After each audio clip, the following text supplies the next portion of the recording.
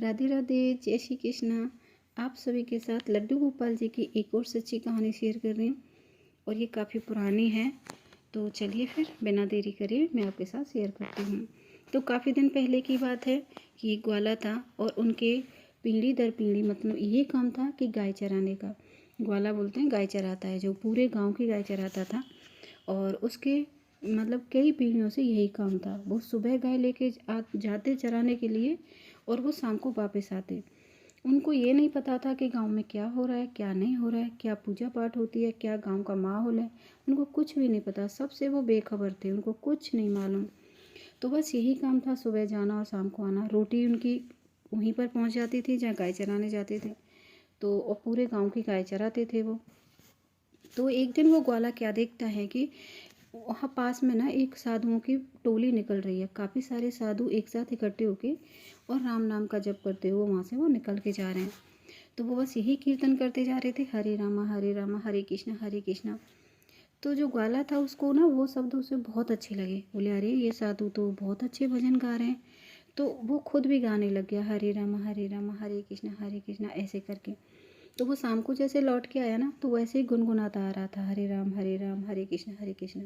तो गांव में कुछ ऐसे लोग होते हैं ना, तो गांव के जैसे लुक्कड़ पे बाहर खड़े हो जाते हैं दो चार। तो बोले अरे ग्वाला तू कब से भक्त बन गया भाई, तू कब से हरे राम करने लग गया। बोला भैया क्यों, अच्छी बात नहीं है क्या? मुझे तो ये अच्छे लगे तो मैं इसलिए गाना गा रहा हूँ, बाकी मुझे इसका अर्थ नहीं पता है कि क्या अच्छा है और क्या बुरा है। मन की चल चल अपना काम कर, तू बन गया भक्त, ऐसे करके उसको मतलब चल भगा दिया। तो वहाँ से चल दिया अपनी गाय लेके। तो घर आ गया, घर आके किसी से कुछ नहीं कहा। दूसरे दिन फिर वही एक ऐसे ही गा रहा था, तो फिर वो ऐसे ही बोले। तो बोला भैया मुझे बता दो अगर ये अच्छा है तो मैं गाऊंगा, नहीं अच्छा हुआ तो नहीं गाऊंगा। आप मुझे एक बार बता दो। बोले कि एक बाबा है उधर वो सामने, उससे पूछ लो जाके, हमें नहीं पता। तो बाबा के पास जाता है वो काला, पूछता है कि बाबा मुझे ये बताइए, क्या राम का नाम लेना, हरे कृष्णा करना अच्छी बात है या नहीं? बोला नहीं बेटा, ये तो बहुत अच्छी बात है कि आप राम नाम ले रहे हो, बहुत ज़्यादा अच्छी बात है, तो आप लीजिए। तो मन की अच्छा, पर आप ऐसा करो कि किसी को ना अपना गुरु बना लो। जब अगर गुरु बना लोगे तो आपको ज्ञान भी हो जाएगा कि ये नाम अच्छा है कि बुरा है। तो इस चीज़ का ना आपको ज्ञान होना ज़रूरी है। माने कि बाबा गुरु कौन होते हैं? फिर बोले कि कोई भी साधु हो उसके पैर पकड़ लेना, वो उससे बोल देना मुझे मतलब मैं आपको गुरु बनाना चाहता हूँ, तो वो बन जाएगा। मान के ठीक है बाबा। तो वैसे ही फिर जंगल में चला जाता है। तो वहाँ क्या देखता है कि एक साधु महाराज जाते हैं वहाँ होके, तो उनके वो चरण पकड़ लेता है कि बाबा मैं आपको गुरु बनाना चाहता हूँ। बोला कि बेटा मैं तो गुरु नहीं बन सकता, लेकिन अगर तुम्हारा मन है गुरु बनने का, क्योंकि मेरे पास टाइम नहीं है, मैं जल्दी में हूँ, जा रहा हूँ। तो अगर आपके पास उसके लिए ना टाइम चाहिए गुरु दक्षिणा देने के लिए, आप नहा धो करके आओगे फिर मैं गुरु दक्षिणा दूंगा, तो उसके लिए टाइम चाहिए, मेरे पास टाइम नहीं है। आप ऐसा करो कि जिसका राम नाम का तुम नाम ले रहे हो उन्हीं से कहो कि हे राम जी, हे कान्हा जी, मेरे लिए अच्छे से गुरु भेज दो। तो वो अपने आप इंतजाम कर देंगे और आपके गुरु आपके पास ही आ जाएंगे, आपको कहीं जाने की ज़रूरत नहीं है। तो वो साधु महाराज ऐसे कह के चले गए। अब तो बस वो यही कहने लग गया, हरे कृष्णा कृष्णा जी मेरे लिए गुरु भेज दो, गुरु मेरे लिए गुरु भेज दो। तो उसको कुछ पता नहीं था कि क्या गुरु है, क्या सही है, क्या गलत है। तो वो ये ना कान्हा जी भी खुश हो जाते हैं ना जब सच्चे दिल से पुकारो तो बस एक महात्मा बहुत ही तेज था उनके चेहरे पे, सिर मतलब माथे पे।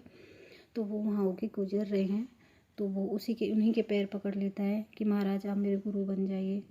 बोला अरे बेटा ऐसे कैसे गुरु बन जाऊँ मैं आपका, आप चलिए मैं आपको गुरु दक्षिणा दे दूँगा, लेकिन आप पहले नहाइए धोइए अपने घर चलिए और वहाँ से मुझे कुछ गुरु दक्षिणा देना, तब जाके मैं आपका गुरु बनूँगा। बन की देखिए महाराज मेरी गाय चर रही है, इतना तो मैं कुछ जानता नहीं हूँ कि और मैं घर जाऊँ, घर जाने के लिए मेरे पास टाइम नहीं है, मैं अपनी गायों को छोड़ के नहीं जा सकता। और आप नहाने की बात कर रहे हो तो यहाँ पास में नदी है, मैं उसमें नहा के आ सकता हूँ, तो इतना तो कर सकता हूँ, बाकी और कुछ नहीं कर सकता। तो गुरु जी को हंसी आ गई महाराज जी को। बोले कि ठीक है तू इतना ही कर ले, क्योंकि प्रभु की मर्जी थी, उन्होंने भेजा था अपनी मर्जी से। तो बस वो नहा करके और फटाफट से आ गया, नदी में 2 डुबकी लगाई और फटाफट से आ गया। बोला कि लो महाराज मैं नहा के आ गया। अब तो महाराज जी बड़े खुश हो गए कि चल तुझे अभी यहीं पे दक्षिणा देता हूँ। तो बोला महाराज पहले एक बात सुन लो मेरी, आप 10 नियम बताओगे तो मैं एक भी नियम करने वाला नहीं हूँ। आप बोलो ये कर वो कर, मैं कुछ नहीं करने वाला, क्योंकि मेरे पास इतना टाइम नहीं है अपनी गायों चराने से। और मैं सीधा साधा हूँ, मैं पढ़ा लिखा नहीं हूँ, मैं पूजा पाठ नहीं जानता, मैं कुछ भी नहीं जानता। हाँ, अगर आप कोई मुझे एक नियम दोगे, कुछ ऐसा एक बताओगे कोई भी चीज़, तो मैं इसको दिल से निभाऊंगा, चाहे मेरी जान चली जाए, पर आपके उस वचन को मैं तोड़ूंगा नहीं। गुरुजी बोले अच्छा भाई तेरी चलेगी सारी बातें, मैं नहा नहीं रहा, मैं घर नहीं जा रहा, कि महाराज मेरे पास टाइम नहीं है, मैं कुछ भी नहीं जानता हूँ, मैं एक सीधा साधा आदमी हूँ, तो मैं ज़्यादा नेम धर्म नहीं कर सकता हूँ, तो मुझे ऐसा कुछ बताइए कि बिल्कुल एकदम सादा और सरल हो। बन की ठीक है, तो चल मैं तुझे एक ही बताऊँगा।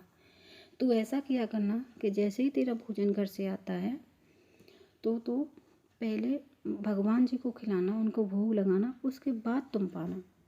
मतलब उनका कहना, महाराज जी का कहना था कि उनको भोग लगाना फिर तुम पा लेना, लेकिन उस ग्वाले की समझ में आई कि उनको खिला करके ही तुम खाना, मतलब जब तक भगवान जी ना खाने तब तक तुम मत खाना। उनको ये था कि उनको खिला के तब खाना, उनको भोग लगा के तब खाना। मान की ठीक है महाराज, ये मैं नियम कर लूँगा। वो दोनों की सोच अलग अलग हो गई, तो गुरु जी वहाँ से चले गए इतना कह के। अब तो दोपहर को खाना आया, तो उसने बस वहाँ पे ऐसे थोड़ा सा, और तो कुछ था नहीं, ऐसे पत्ते से थोड़ा पानी छिड़का और वहीं पे वो खाना रख दिया कि भगवान जी आ जाओ भोग लगा लो। बैठा रहा, तो ऐसे भगवान जी थोड़ी आते हैं कि 1 मिनट में भगवान जी आ गए। भगवान जी भी अपनी भक्त की परीक्षा लेते हैं। तो बस मतलब वो इंतज़ार करता रहा, सुबह से शाम हो गई, लेकिन भगवान जी नहीं आए। बोला भगवान जी देखो, गुरु जी ने बोला है, मैंने सारे वचन तो नहीं निभाए, पर एक वचन निभा रहा हूँ, और वो भी मैं दिल से निभाऊंगा और उस वचन को तोड़ूंगा नहीं। गुरु जी ने बोला था कि आपको खाना खिला करके ही मुझे खाना है, अगर आप नहीं खाओगे तो मैं भी नहीं खाऊंगा। उसने उठा करके वो गैया को खिला दें। फिर दूसरा दिन आया, दूसरा दिन भी ऐसे ही हो गया, भगवान जी नहीं आए, और उसने शाम को होते होते गाय को खिला दी, और कुछ भी ना, खुद ने पानी पिया ना खाना खाया। फिर तीसरा दिन आया, मतलब उसका डेली काम यही हो गया, सुबह खाना आता, उसकी हालत ऐसी हो गई कि न तो पानी पी रहा था ना खाना खा रहा था, कि उसके चलने की क्षमता नहीं थी। तो वो सिर्फ गायों को किसी के द्वारा गाँव में भेज देता, मंगा लेता, बस ना था, एक पेड़ के नीचे चुप डरा रहता। उसकी पत्नी रोटी लेके आती, वो बोलती कि आपको क्या हो गया है, आप मुझे बता दीजिए, कोई परेशानी है, जो भी है मुझे बताइए, घर चलिए। पन की नहीं, मुझे कुछ परेशानी नहीं है, तुम घर जाओ, मैं ठीक हूँ, मुझे जब तेरी ज़रूरत होगी तो मैं बता दूँगा। तो पत्नी बड़ी दुखी होकर लौट जाती है, क्या करे बेचारी। अब उनको 27 दिन हो गए इसी तरीके से। अब 27वें दिन फिर उन्होंने, मतलब लास्ट दिन उनके दिल में था कि आज मैं मतलब इस दुनिया में नहीं रहूँगा, बचूँगा नहीं। इतनी हालत ख़राब हो गई थी कि आदमी पानी सब कुछ छोड़ दिया था उन्होंने। तो उसकी पत्नी फिर रोटी लेके आती है, फिर बोलती है कि आपकी तो आज बहुत ज़्यादा हालत ख़राब है, आप घर चलो, आज मैं आपको छोड़ के नहीं जाऊँगी। बोला देख आज चली जा, बस तू आज के बाद कल से मैं तेरे साथ घर चलूँगा, बस आज तो मेरी बात मान ले, बाकी मैं ठीक हूँ। तो उसकी इतनी ही क्षमता नहीं थी कि वो बैठ भी सके, बस ऐसे डरा हुआ था पेड़ के नीचे। अब तो पत्नी चली गई बेचारी, क्योंकि उस टाइम पे ना पतियों की आज्ञा मानना एक, अब तो थोड़ा सा लड़ लेते हैं, झगड़ लेते हैं हम लोग, लेकिन तब तो एक बार पति ने बोल दिया तो बोल दिया। तो वो पत्नी वापस चली जाती है दुखी होकर के। तो तो बस उसने वही रोटी फिर रखी, उसके अंदर ये सामर्थ्य नहीं करके जो रोटी पोटली में बंधी थी उनको खोले भी।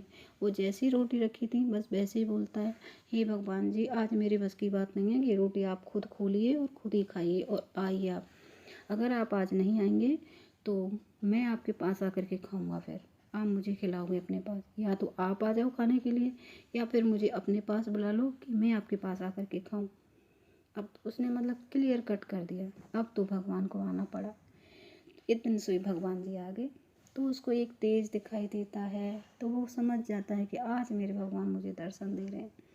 भगवान आ जाते हैं, उसी अपने स्वरूप में आते हैं, चतुर्भुज में शंख चक्र गदा सब कुछ अपने हाथों में लिए हुए, और दर्शन देते हैं कि चल वाले खड़ा हो जा भक्त मेरे, चल खाना खा, मैं भी खाऊंगा और तू भी खा। तो बोलते हैं ना, सच में भगत के बस में है भगवान। और भगवान जी ने अपने दिल से उसको उठा करके लगा लिया, अपने सीने से लगा लिया। वो तो बस यही आंखों से आंसू बह रहे हैं उसके, बस चरणों में ऐसे, उसमें तो इतनी क्षमता नहीं थी कि वो खड़ा होकर उनके पैर भी छुए, लेकिन भगवान जी ने उनका हाथ पकड़ा और उसको ऐसे गले से लगा लिया। अब तो गले से लगाने के बाद जैसे ही उन्होंने अपने गले से लगाया, उसके शरीर में एक झनझनाहट सी, और ग्वाला बिल्कुल ऐसे हो गया जैसे कि उसे कोई परेशानी हुई ही नहीं। वो जैसे एकदम हष्ट पुष्ट, कोई टेंशन नहीं, कि उसे लग ही नहीं रहा था कि उसने इतने दिन से खाना नहीं खाया है, क्योंकि भगवान जी ने स्पर्श किया उसको, भगवान ने उसको टच किया, उसके सर पे हाथ रखा, उसको गले से लगाया।